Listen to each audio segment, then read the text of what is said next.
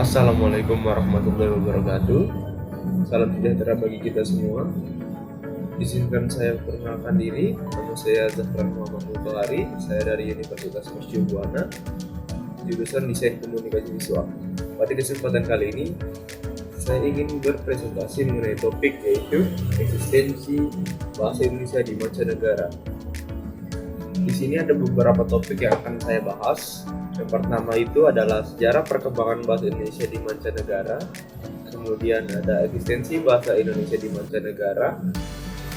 Lalu ada pembelajaran bahasa Indonesia yang diterapkan di mancanegara. Dan yang terakhir adalah upaya bangsa Indonesia dalam pengembangan bahasa Indonesia di kancah internasional. Sebelum masuk ke pembahasan, mari kita bahas sedikit mengenai latar belakangnya terlebih dahulu. Ya, di sini ada bahasa Indonesia menjadi bahasa resmi negara Indonesia pada 28 Oktober 1928. Ya, betul sekali. Tepatnya pada peristiwa Sumpah Pemuda saat pertama kalinya dideklarasikan, di mana terdapat poin yang berkaitan dengan bahasa yang berbunyi, kami putra dan putri Indonesia menjunjung tinggi bahasa persatuan bahwa bahasa Indonesia. Dengan terbentuknya bahasa persatuan, artinya bangsa Indonesia yang memiliki beragam bahasa daerah harus melepaskan bahasa daerah tersebut untuk bersatu menjadi bahasa persatuan bahasa Indonesia. Dan yang kedua ada berkembangnya bahasa Indonesia di kancah internasional. Ya, betul sekali. Semakin berkembangnya era globalisasi ini menyebabkan bahasa Indonesia tidak hanya berkembang menjadi bahasa nasional yang bangsa Indonesia saja, melainkan juga mengalami perkembangan di kancah internasional. Sampai saat ini tidak dipungkiri lagi bahwa bahasa Indonesia pun mengalami eksistensi yang cukup besar di berbagai dunia, bahkan di beberapa negara. Kemudian ada bahasa Indonesia yang mulai dijadikan program pembelajaran di beberapa lembaga pendidikan dunia. Seperti yang kita tahu, bahasa Indonesia dijadikan sebagai mata pelajaran atau mata kuliah yang diajarkan di beberapa sekolah atau perguruan tinggi. Walaupun di negara sendiri mata pelajaran bahasa Indonesia sering dianggap membosankan, namun di beberapa negara beranggapan bahwa bahasa Indonesia merupakan bahasa yang dimenangkan untuk dipelajari. Negara tersebut diantaranya seperti Vietnam sebagai salah satu negara Asia Tenggara, Australia, bahkan sampai ke negara Eropa. Ma'rufah dan Arsanti pada tahun 2021 menyatakan setidaknya terdapat 52 negara asing yang telah membuka program bahasa Indonesia atau disebut juga Indonesian Language Studies. Dan yang terakhir, upaya pemerintah dalam menjaga dan meningkatkan eksistensi bahasa Indonesia.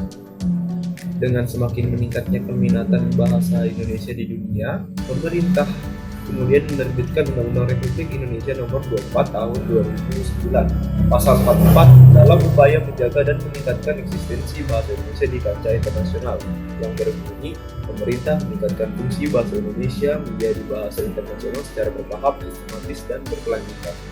Dengan upaya-upaya yang dilakukan pemerintah, maka diharapkan eksistensi bahasa Indonesia dapat terus bertahan dan berkembang di negara-negara lainnya tanpa mengurangi eksistensi bahasa Indonesia di negara sendiri. Di sini ada pengertian bahasa menurut Murti, yakni bahasa merupakan sarana manusia untuk berpikir yang merupakan sumber awal manusia memperoleh pemahaman dan ilmu pengetahuan. Sebagai simbol sebuah pemahaman, bahasa telah memungkinkan manusia untuk memahami apa yang ada di sekitarnya dan mengantarkan ia memiliki ilmu pengetahuan dan keahlian. Ya, yang pertama di sini ada sejarah perkembangan bahasa Indonesia di mancanegara. Menurut Zainur Rindo, pada masa pendudukan Jepang, penggunaan bahasa Belanda dilarang dan harus diganti dengan bahasa Indonesia. Ya, pada saat itu sebagian kalangan termasuk akademisi masih skeptis bahwa bahasa Indonesia bisa menjadi bahasa ilmiah. Namun karena dipaksa oleh pemerintah pendudukan Jepang dan didorong oleh pemuda Indonesia, orang-orang Indonesia terpaksa menggunakan bahasa Indonesia di setiap ranah perbincangan. Bahasa Indonesia menjadi populer dan mulai mendapat banyak perhatian dari pengguna. Semenjak itu terbukti bahwa bahasa Indonesia tidak kalah dengan bahasa asing lainnya dari segi kualitas. Kemudian ada perkembangan bahasa Indonesia sesuai dengan kodratnya sebagai bahasa yang hidup. Ya, bahasa Indonesia terus dipakai pemiliknya dengan teratur dan lebih luas. Setelah kemerdekaan Indonesia, bahasa Indonesia makin berkembang dengan baik dan meluas. Pemakaian pertama yang membuktikan bahwa bahasa Indonesia sebagai bahasa resmi kenegaraan ialah digunakannya bahasa Indonesia dalam naskah proklamasi kemerdekaan Republik Indonesia tahun 1945. Sejak saat itu, dipakailah bahasa Indonesia dalam segala upacara, peristiwa, dan kegiatan kenegaraan baik dalam bentuk tulisan maupun tulis. Lalu ada bahasa Indonesia sebagai bahasa pengantar lembaga pendidikan sampai merambah ke mancanegara. Sebagai bahasa resmi, bahasa Indonesia dipakai sebagai bahasa pengantar di lembaga-lembaga pendidikan, mulai dari taman kanak-kanak sampai dengan perguruan tinggi.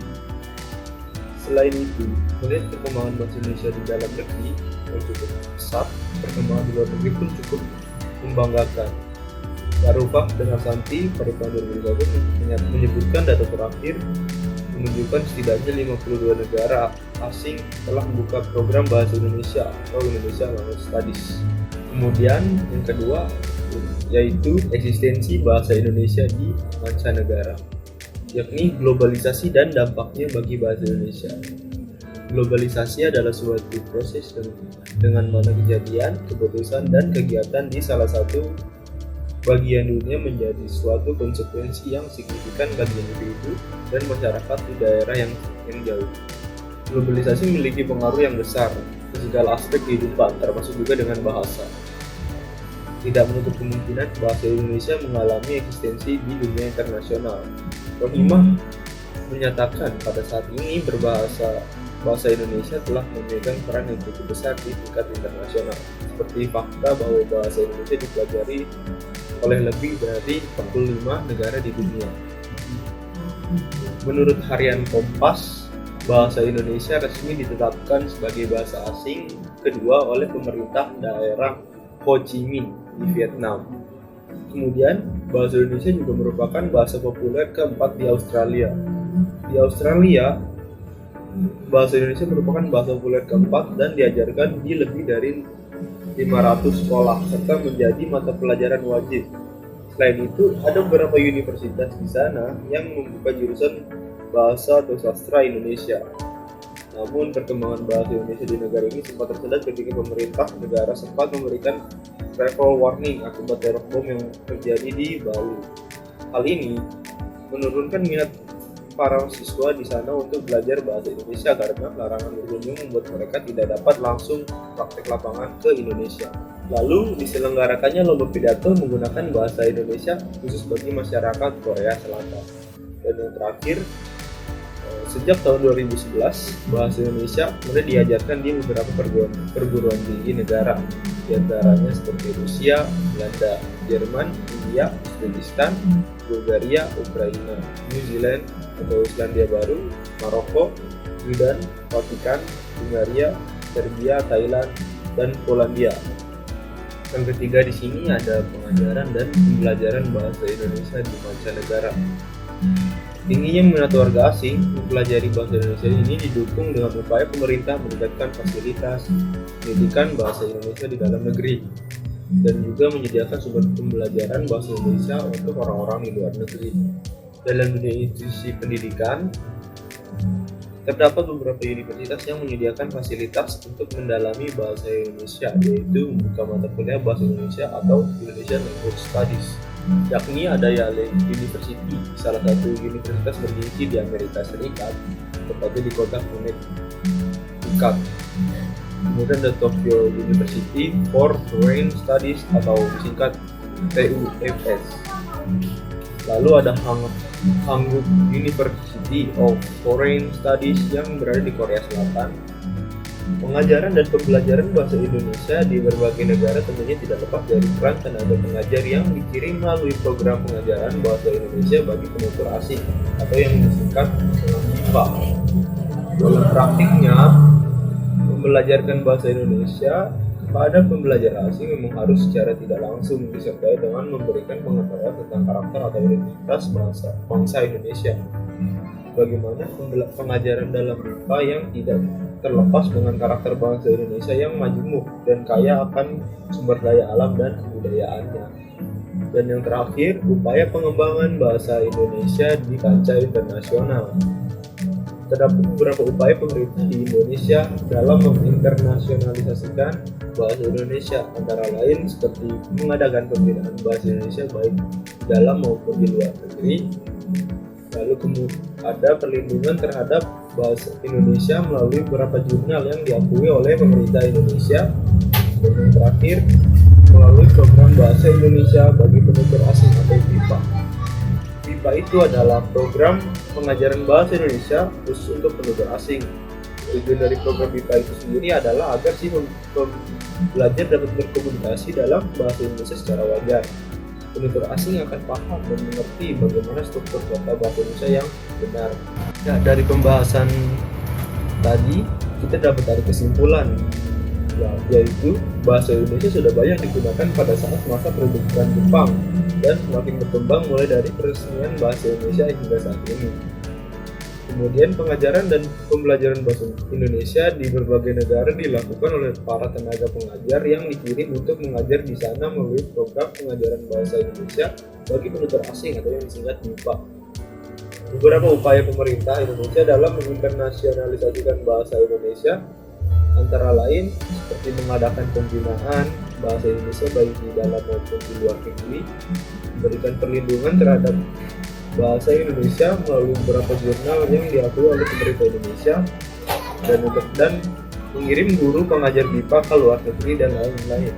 Saran dari presentasi ini adalah kita sebagai bangsa Indonesia, khususnya mahasiswa Indonesia, harus tetap melestarikan bahasa kita, yaitu bahasa Indonesia, sehingga bahasa Indonesia mampu menunjukkan eksistensinya di tengah globalisasi sekarang ini, mulai dari negeri sendiri hingga ke mancanegara.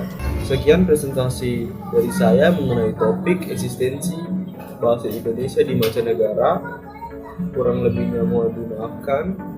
Terima kasih. Wassalamualaikum warahmatullahi wabarakatuh.